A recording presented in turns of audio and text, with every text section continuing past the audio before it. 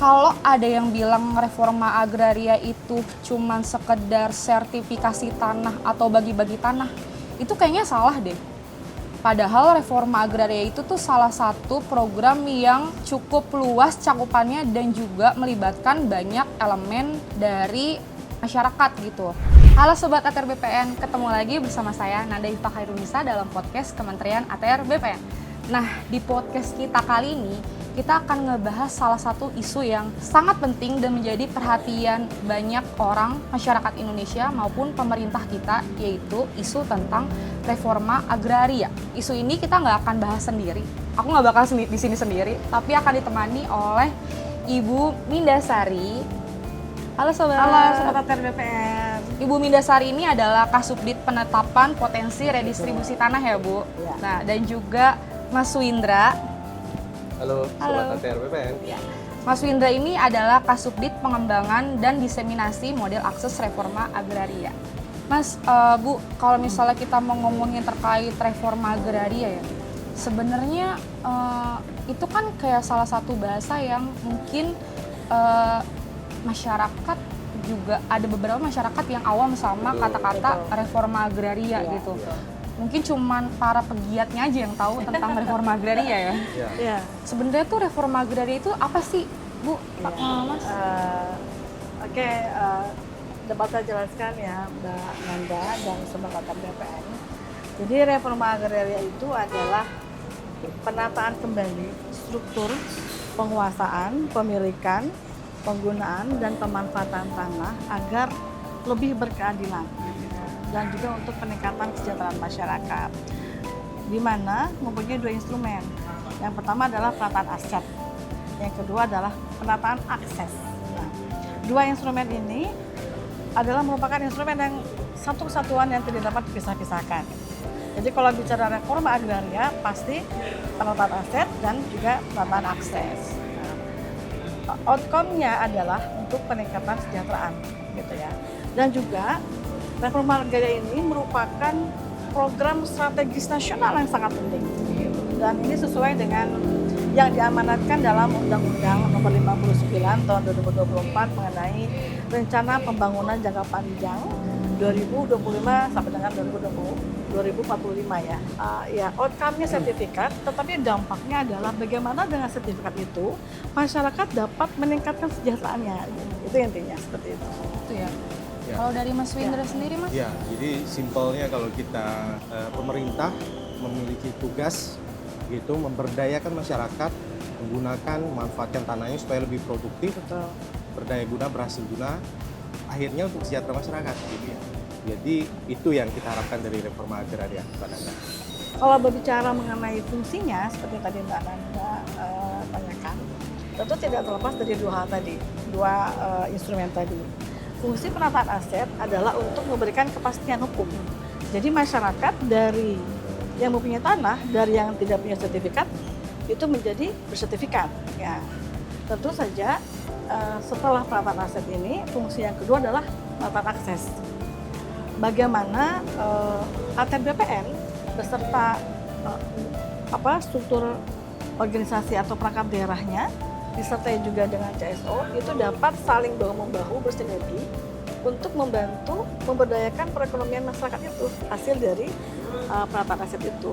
Nah, ini dapat dilakukan melalui pemberian modal, kemudian pendampingan usaha, kemudian juga pemberian sarana prasarana barang-barang untuk usahanya, pelatihan packaging, kemasan-kemasan dalam usaha yang digiatkan dalam suatu wilayah atau suatu desa kampung tersebut.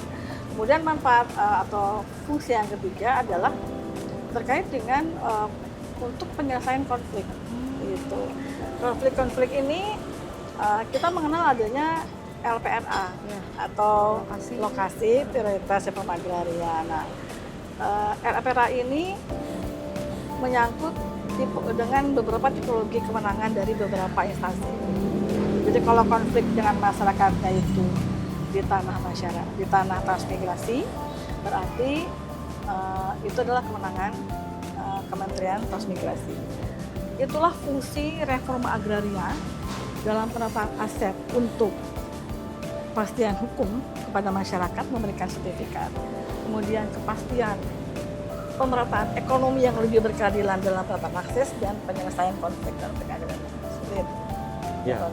Jadi memang adanya CSO, nah mereka ini sebagai pengusung gitu, yang sekarang Betul. mereka itu jadi mitra strategis kita dalam menyelesaikan agenda reforma agraria seperti itu. Ya. Nah harapannya ke depan cerita-cerita positif yang sudah banyak sekali kita kerjakan ini juga dapat disampaikan oleh mitra strategis kita Betul. seperti itu terkait dengan agenda reforma agraria harapannya gitu. Jadi kalau ada yang bilang reforma agraria ini adalah program kerja strategisnya Kementerian BPN, itu betul. Betul. Itu sangat amat betul. Ya, betul. Tapi dalam pelaksanaannya kita nggak sendiri ya, Iya. ternyata ya Ya. Bu, Mas. Tadi sih kalau didengar dari penjelasannya Ibu sama Mas tuh lebih ke banyak banyak banget ya Banyak peran banget, dari ya. macam-macam. Banyak Betul, termasuk pemerintah Kementerian. daerah gitu Iya. ya, keterlibatan mereka bagaimana di dalam gugus tugas reforma agraria.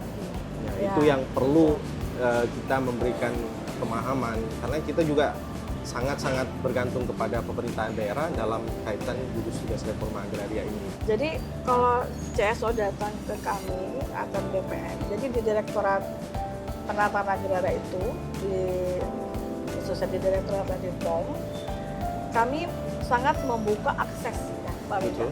membuka akses bagi masyarakat untuk menyampaikan pendapatnya, gitu, menyampaikan unek-uneknya, gitu ya.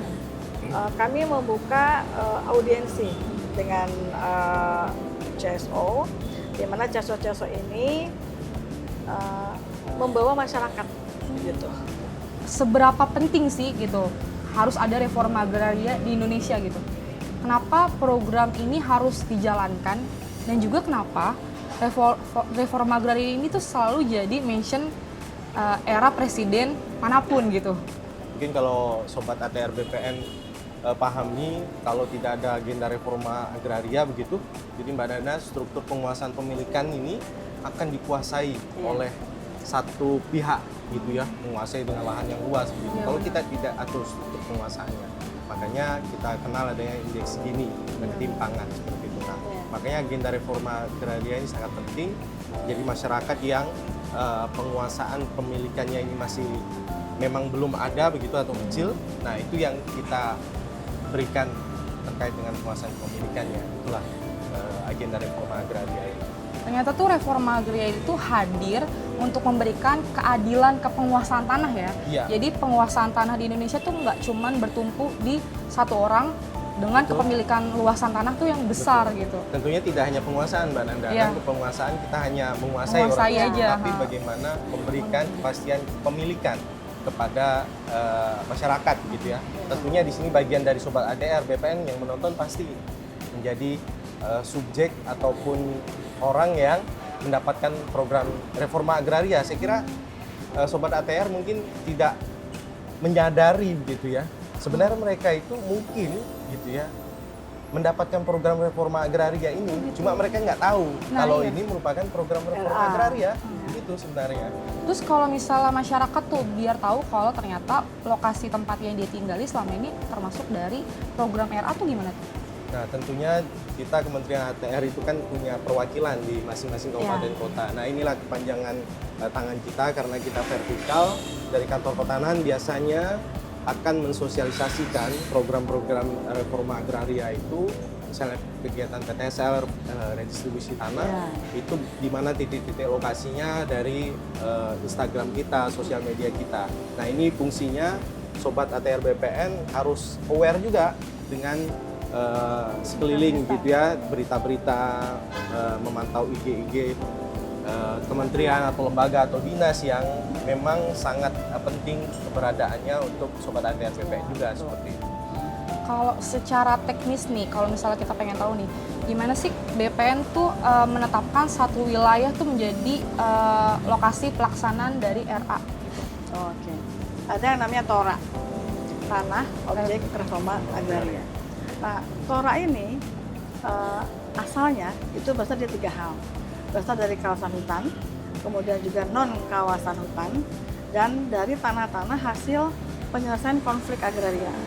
kategori yang bisa masuk terkait dengan sumber tora dari non kawasan hutan, atau kita bisa sebut non KH gitu ya, tanah-tanah ex hak guna bangunan, ex hak guna usaha, tanah-tanah telantar, tanah bekas tambang, kemudian 30% dari yang dikuasai bank tanah. Nah, kemudian tanah-tanah hasil dari penyelesaian konflik-konflik agraria yang tadi saya sebutkan Mbak Nanda, yang dari tanahnya itu ada di atas tanah transmigrasi dan seterusnya. Nah, kemudian tahapannya itu adalah pertama usulan data tora. Jadi diusulkan dulu nih. Nah, yang mengusulkan data tora ini ada bisa dari masyarakat, kemudian dari CSO, juga dari pemerintah setempat. Setelah diusulkan, kemudian direkomendasikan data tora ini. Siapa yang merekomendasikannya? Yaitu dalam gugus tugas reforma agraria. Gugus tugas reforma agraria ini, kemudian selanjutnya setelah direkomendasikan dilakukan telahan. Jadi tidak serta-merta menunjuk begitu saja. Nah, dilakukan telahan data tora. Setelah dilakukan telahan, kemudian dilakukan telahan analisis yuridis dan fisiknya, gitu ya. Baru kemudian dilakukan penetapan tanah objek reforma agraria, tentu saja disertai dengan parsialnya berupa peta keliling. Nah, jadi proses bisnis dari awal sampai akhirnya seperti itu.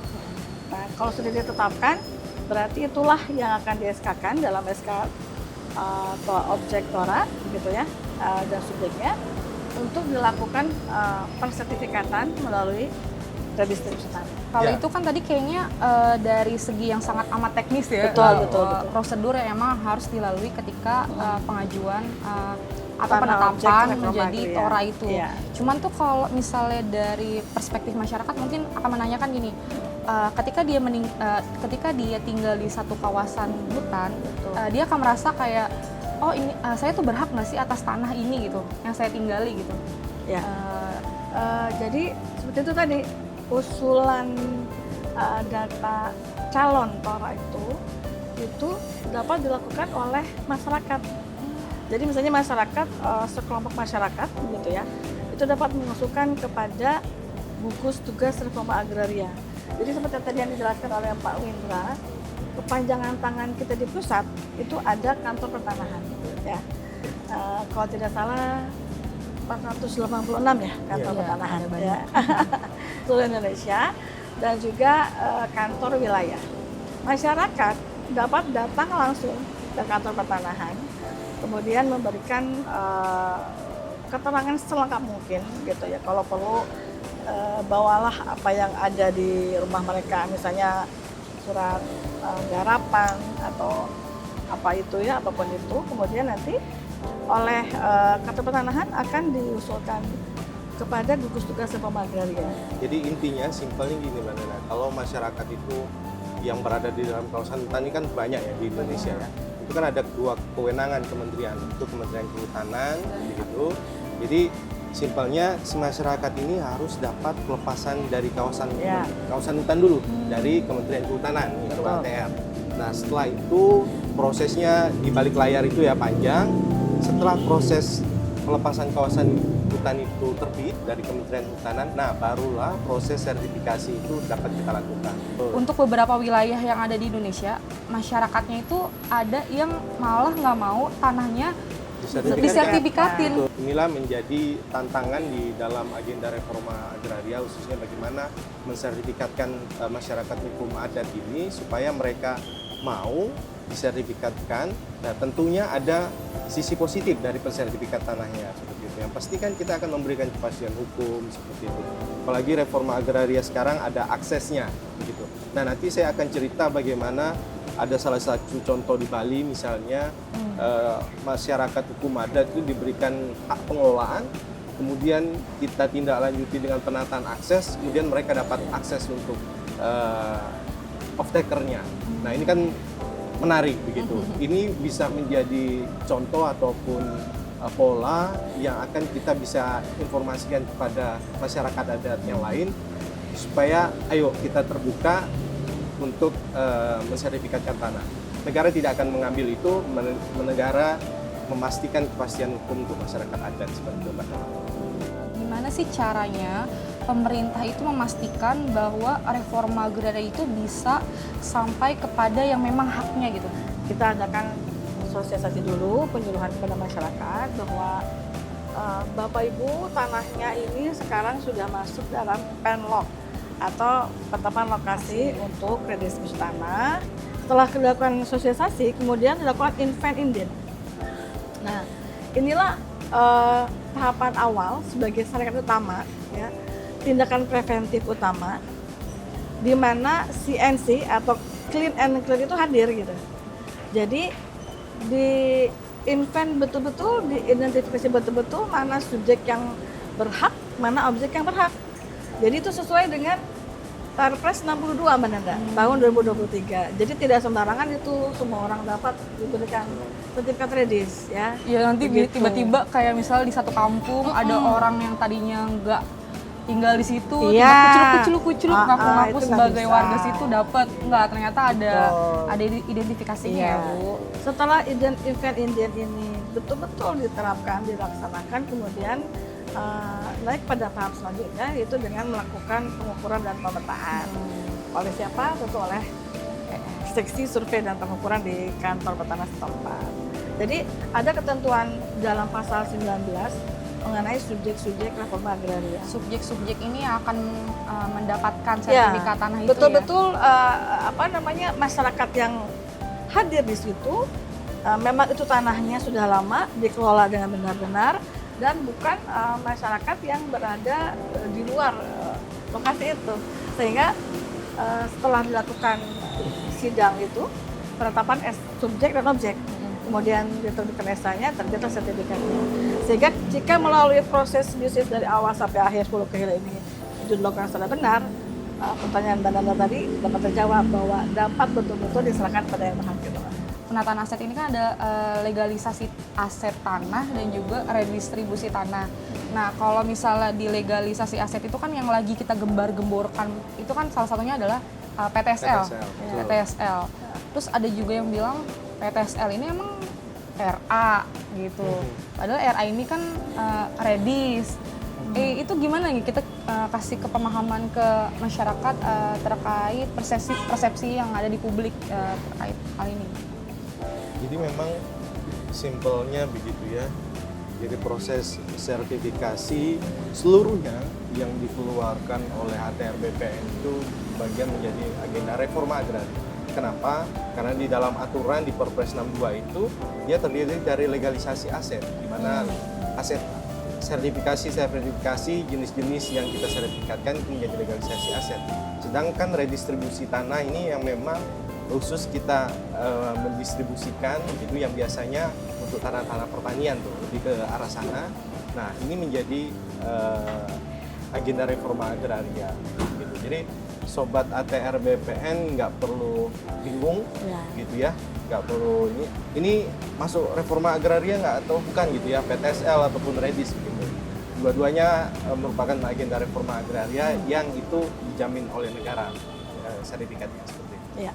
Nah, itu gimana sih caranya kita, Kementerian ATR BPN gitu, benar-benar memastikan masyarakat tuh bisa memanfaatkan tanahnya gitu melalui program penataan akses itu sendiri. Kayaknya penataan akses tuh mungkin masih awam ya, kayak seolah-olah tuh masyarakat tuh merasa ketika dia punya tanah, tanahnya sudah disertifikatkan, tugasnya tuh udah selesai, tugas pemerintah mungkin ya. Ternyata dari situ kan kalau tadi aku dengar dari penjelasannya Mas Linda dan Bu Minda, masih ada lagi gitu PR Betul. kita. Iya. Ketika masyarakat udah pegang sertifikat tanah nih gitu. Masyarakat dulunya tanah-tanah itu disertifikatkan ya sudah tidak ada nilai ekonomi tambahan. Nah inilah hadirnya penataan akses itu dalam konteks ini pemberdayaan tanah masyarakat, gitu ya, bagaimana kita memberdayakan masyarakat yang berbasis tanah. Nah itu penataan akses gitu. Bagaimana kita mendampingi masyarakat sehingga mereka memiliki nilai ekonomi, nilai tambah dari tanah yang mereka miliki. Itu seperti itu mudahnya. Kalau terkait dia memanfaatkan sertifikat tanahnya itu sendiri sebagai modal usaha Ya. gimana tuh Mas? Nah, kalau dulu kan modal usaha itu didapatkan misalnya dari kita mengagungkan sertifikat gitu ya. Nah, tapi sekarang semakin banyak pola untuk memberikan modal usaha begitu ya.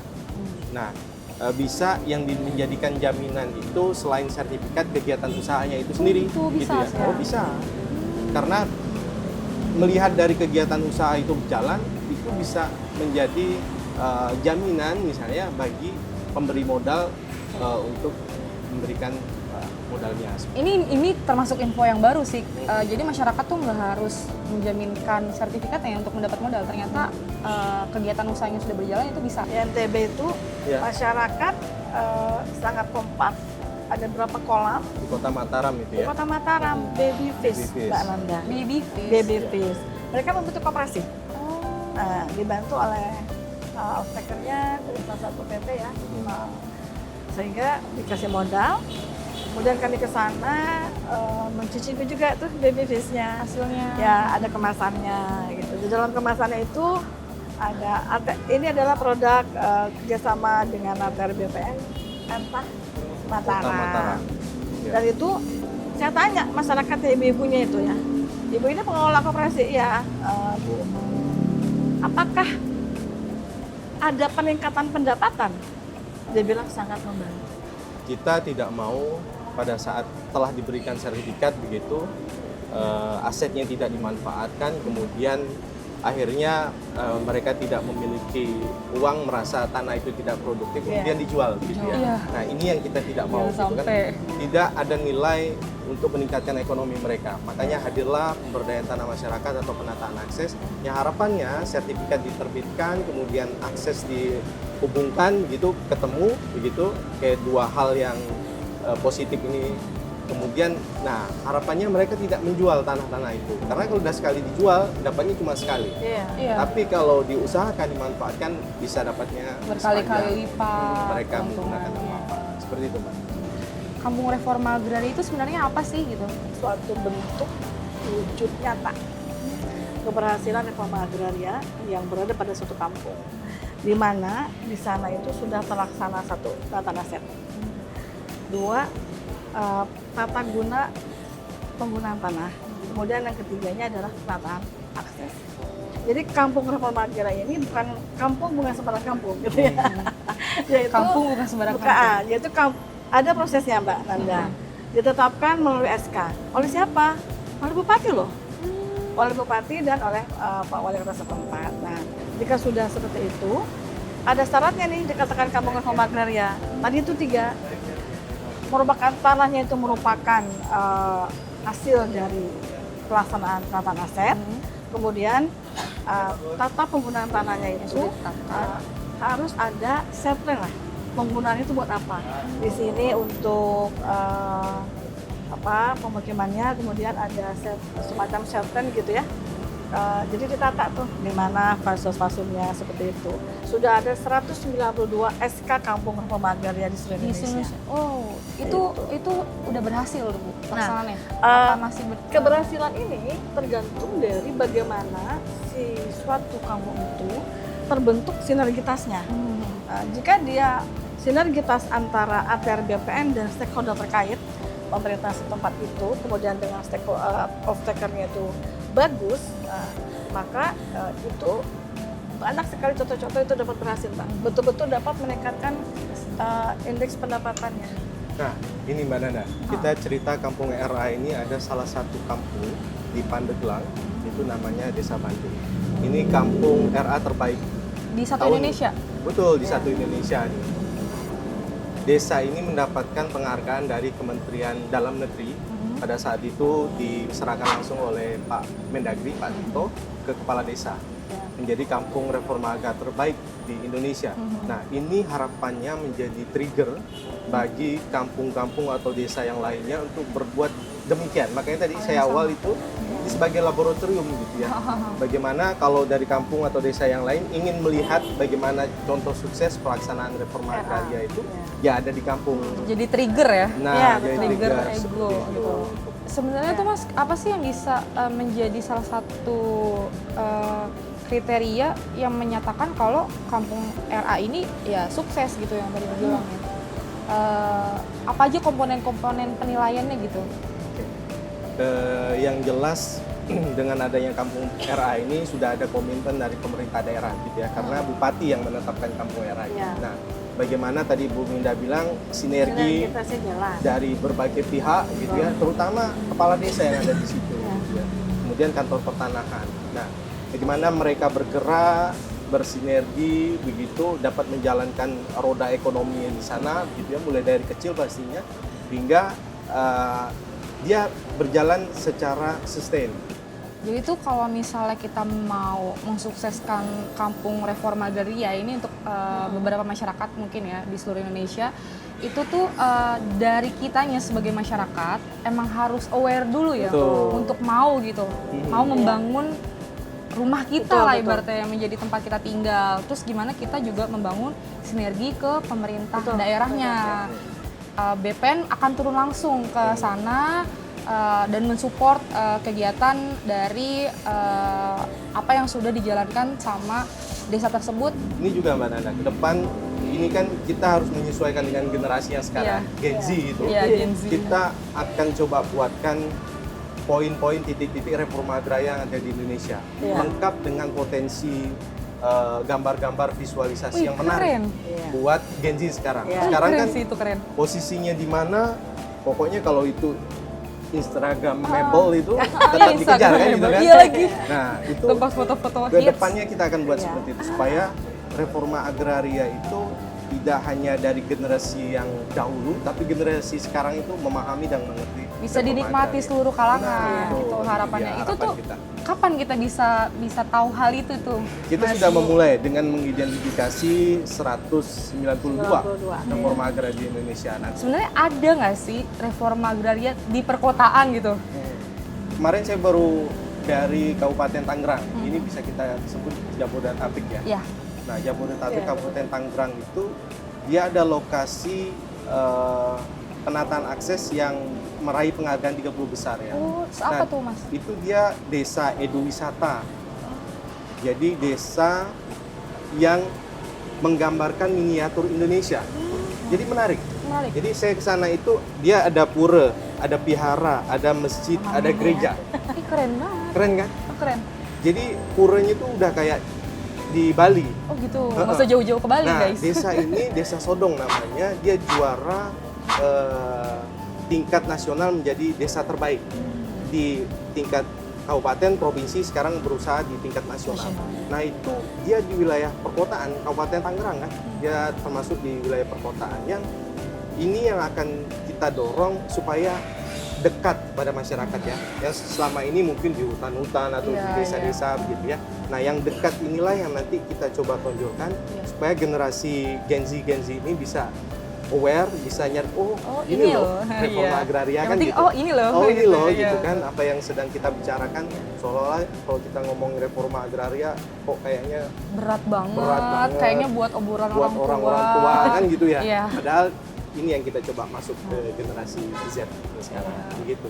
Begitu. Apa sih tantangannya gitu dalam pelaksanaan ini? Ex hak guna bangunan ex hak guna usaha ini yang oleh pemiliknya itu tidak dimanfaatkan lagi pun juga tidak diperpanjang. Nah, sehingga kan ini menyebabkan bisa terindikasi katakanlah apa namanya ditelantarkan oleh perusahaannya, kemudian masuklah masyarakat mungkin ya yang mungkin bisa mengokupasi daerah itu. Nah, sehingga ini harus dilakukan suatu upaya agar tanah-tanah XHGB dan tanah-tanah XHGB ini perlu penertiban gitu ya, agar tidak terjadi ketidakpastian hukum.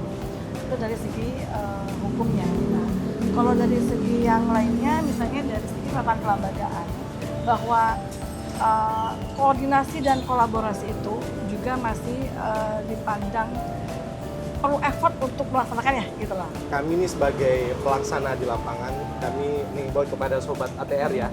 Jadi tolong bantu kami pelaksana di lapangan untuk mensukseskan program reforma agraria ini, khususnya bagaimana mensertifikatkan tanah.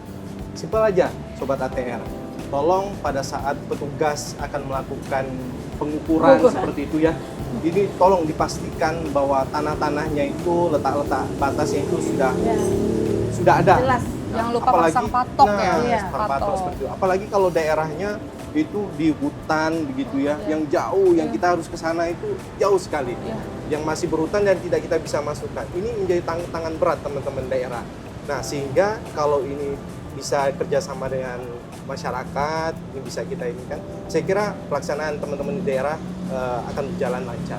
Jangan sampai teman-teman ini dulu pernah ada plesetan ke TSL, papa tidak sayang lagi, kan jangan sampai seperti itu gitu ya. Papa nggak pulang-pulang. Karena ya itu Mbak Nana tadi saya bilang, teman-teman sampai nggak pulang, tidur di kantor, besok paginya harus berangkat kerja lagi. Nah, karena ya seperti itu kondisi, kita sama-sama saling membantu. Kalau di Pulau Jawa mungkin itu ya, nggak pulang-pulang. Tapi kalau pengalaman saya 3,5 tahun di Kalimantan Tengah, Mbak Nana. Jadi ketika ke lapangan itu saya bingung nih. Dari sini ke sana itu sungai, ada buayanya. Nah, terus teman-teman tuh melakukan pendataan tora itu, kepalanya doang yang kelihatan. Itu pokoknya saya bilang teman-teman jangan lupa ya, dokumentasikan. Bukannya kita lebay ya, tetapi itu perlu. bahwa ternyata seperti itu loh perjuangan Itu kita teman-teman di kerja daerah. gitu benar-benar hadir Iya, masyarakat. Di balik cerita manis di akhir itu ada usaha yang luar biasa. Iya, saya juga pernah naik perahu, kalau gue yang dikit ke kanan, ke kiri. Itu di daerah Kalimantan. Jadi pasti banyak juga cerita-cerita yang bikin haru gitu ya. Mengharu biru dan cerminan perjuangan dari teman-teman di daerah seluruh atau pertanahan dan juga teman-teman dari Kanwil di Indonesia yang mana berjuang dari hati gitu ya untuk memberikan servis yang excellent kepada masyarakat. Ya itu emang jadi tugas besar buat Betul. kita sebagai pelayan publik ya, Bu. Itu Ini jadi kembali salah lagi. satu amal jariah juga sih yang akan Ya, disyukur insya Allah. Insya Allah. Ada nggak sih salah satu momen di lapangan ketemu masyarakat yang testimoninya tuh terngiang-ngiang selalu gitu? Ada di Sukabumi, mereka memang berusaha pisang kependis gitu ya. Banyak sekali yang mereka butuhkan untuk mendukung kegiatan itu. Nah, kita coba usahakan mereka untuk mencarikan CSR gitu ya. Dapatlah CSR nih dari pihak ketiga yang membantu di sana gitu ya. Nah, akhirnya dananya turun, dibelikan alat-alat sesuai kebutuhan mereka. Itu setelah mereka dapat itu, mereka cerita, ada orang-orang tua nih, petani orang tua cerita sampai nangis lah. Ya Allah, ini baru pertama kali kami mendapatkan seperti ini gitu ya. Merinding Ini aku dengar. kalau bisa kami akan lakukan syukuran, Pak. Kami mengundang Bapak untuk datang mensyukuri apa yang telah kita dapatkan seperti itu. Aduh, saya merinding. Iya, aku Jujur, juga ini saya dengarnya merinding cerita sih. ini ikut merinding gitu Iya. ya. Nah, itulah cerita yang sampai ke akar ke masyarakat yang memang lah yang merasakan manfaat langsung dari reforma agraria, khususnya penataan aset dan akses. Seperti itu Mbak Nana. Kalau dari Ibu, Ya, kalau dari saya dulu pada saat pelaksanaan PTSL ya, PTSL. Jadi saya waktu itu sebagai ketua adjudikasi, karena ketua adjudikasi itu kan menandatangani sertifikat. Nah, setelah selesai sertifikatnya, gak berapa lama itu kena proyek jalan tol ya, sehingga si bapak yang punya sertifikatnya itu yang tadinya tidak punya rumah, tidak bisa menyekolahkan anaknya, itu menjadi berubah 180 derajat kehidupannya sampai mencari-cari saya ke kantor bilang terima kasih gitu ya. Padahal kan bukan saya saja yang kerja ya, tapi tim. Saya bilang ini adalah kerja bersama tim Bapak. Jadi saya senang kalau Bapak sudah bisa menyekolahkan anaknya. Jadi tadinya anaknya itu jualan Mbak di pinggir-pinggir gitu. Jadi Mbak, itu adalah suatu nilai yang tidak dapat dibeli dengan uang. iya itu betul banget lagi. Gitu. Itu mahal banget sih nilainya. Ya, kalau Pak Winda aja pengen nangis, apalagi saya perempuan, nanti kita perempuan ya. Lebih terasa ya kita. Pasti lebih Haru, lebih haru rasanya. gitu ya. Karena kan kalau RA tuh ya sering banget ketemu masyarakat kayak kita ya. Iya. Betul. Bersinggungan sama masyarakat. Betul. Entah nanti ada kisah masyarakat marah-marah lah karena tanahnya kena konflik atau itu enggak emang. cerita sedih baiknya senengnya ya. Cerita seremnya gitu ya. Ada Mas. Oh ada. Apa Pada tuh? saat kami ke Sulawesi Tenggara gitu ya, ke lokasi bencana untuk Tora gitu ya, konflik gitu. Kami pada saat ke lokasi itu mau ke lokasi itu, wah udah masyarakat udah bawa Iya. alat-alat senjata-senjata Betul. itu kan. Serius? Ya, iya, kami cuma Senjata berapa orang. tajam gitu? Iya. Oh, mau Mereka berkonflik kan antara dua pihak Ah. yang menguasai sama yang memiliki surat. Iya, gitu iya, ya. ah. Nah, itu sampai dikepung kita. Oh, Kondisinya udah dikepung sama masyarakat di sana. Oh. Ya kita Iya. menyampaikan apa adanya, niat baik kita. Iya. Gitu kan kita nggak ada niat jahat Iya, itu betul. niat baik bagaimana menyelesaikan. Gitu. ah. Nah ini salah satu yang kami rasakan, yang saya rasakan. Tapi tentunya teman-teman di seluruh Indonesia itu pasti mengalami hal yang seperti itu. Itulah cerita di balik reforma agraria itu. Jadi kan ada beberapa tanah yang emang dia tidak dimanfaatkan.